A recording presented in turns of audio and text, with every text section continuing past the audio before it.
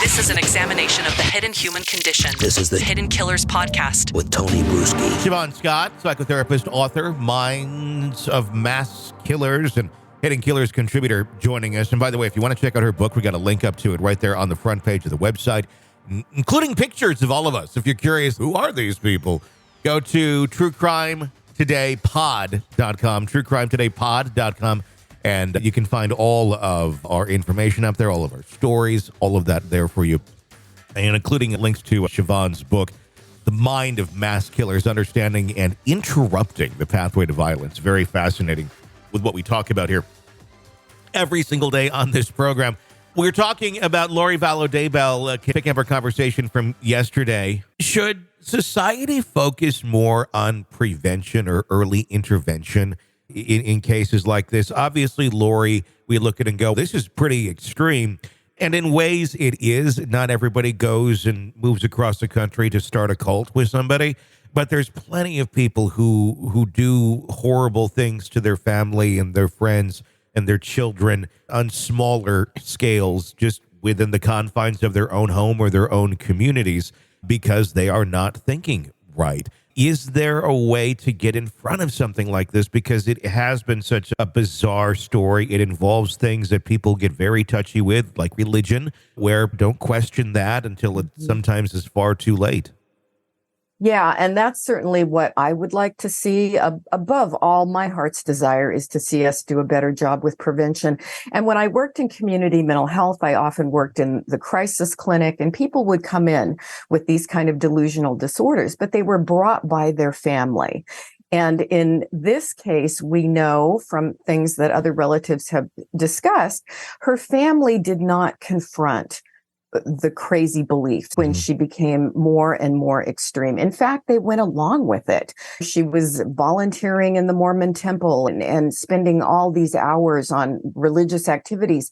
And even though the family said, well, she's getting a little bit extreme with this, but she's not harming anybody, we see where it ended up. She did harm people. And so, yes, I think we need to catch this stuff early and at least try and present alternate points of view to the delusional person. And if possible, try and get some kind of mental health intervention. But how do you do that when you're someone like her brother, like Adam, who I've talked to on the show? He was the one who is a DJ still to this day. They had a close relationship. They were talking, and then Chad came along, and then it all ceased when he started pointing out, this is a bit much, Lori, coming at it not like, you're utterly crazy, this is horrible, just, hey, let's inch our way in here. People like that, quite often, they just shut down, and they stop communicating with anyone. Relationship be damned if you are putting into question accountability of their actions. How do you do that as a family member if you're being pushed away, yet you have really no proof of them doing anything illegal? It's a really tough position. I really have felt sympathy for Adam when I've heard interviews with him. And I think the other thing that was so tragic about that is that Adam was rejected by so many of the other family members because he took a stand saying there's something off here. Yeah. And so if the family had held together and everybody in unison had said, no, we really need to work on managing this here. We need to confront what's happening and come up with some alternate plans on how we're all going to engage with her. Sometimes there's a way to make a dent in it, but in this case, it was too easy to just basically throw Adam out. And there was always some odd dynamics in the whole family, and I think that was a contributing factor. Without a doubt. And that's assuming you have a family that does care about you.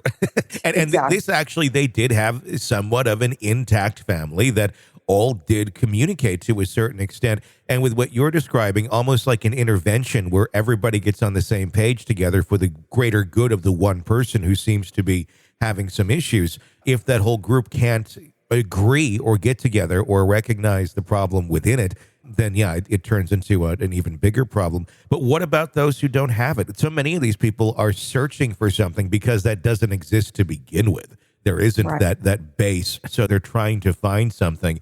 And they think what they found, Lori thought what she found in this bizarre religious belief was happiness. It was a way out of her previous life that was marriage after marriage and sorrow and heartache and all this and all that. questionable deaths in between. But she seemed to find something here, and religion being, or this version of religion being the way out.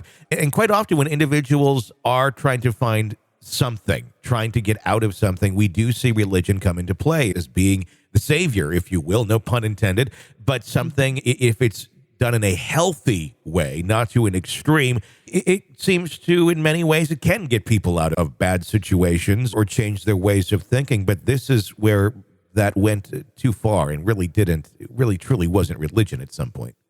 Yeah, the key that I always look at with people and their spiritual beliefs, no matter which religious faith they're following, is it healthy? Is it pro-social? Is it helping people discover the best parts of themselves? Is it helping people connect in positive, loving ways with the community? The red flag is, has it become persecutory? Is it focused on the devil? Is it focused on demons? Is it focused about everybody's out to get us? In which case it feeds fear, it feeds anger, and it feeds the worst of human impulses. And that's always a red flag that this is something moving in a very dangerous direction. This is an examination of the hidden human condition This is the Hidden Killers Podcast with Tony Brueski.